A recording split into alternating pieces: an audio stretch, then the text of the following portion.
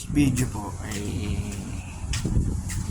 andito po ngayon sa lagpasan. Ako po muna ay makikimarites sa aking mga kasamahan at ako po naman ay maghabol ng tulog sa aming kwarto. Ay ako po muna ay makikimarites dito sa aking mga kapwa Pilipino dito sa kampo. Dahil po... Ano balita? Ano balita? Ay, sumildo na nga daw! Kayo? Ano? Kamusta mo na sa Pilipinas? Hello, ikaw? Kamusta ka mo sa Pilipinas? Yan, ito ang mga kasamahan kong mga distressed na Pilipino.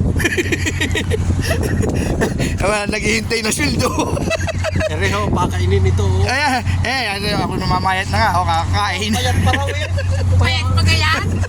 Ako namamayat na ako din eh. Payat Saka, pa ganyan, puro payat eh. ako namamayat daw dahil wala ako kami sweldo. Ay, ilan buwan na ba tayo wala sweldo?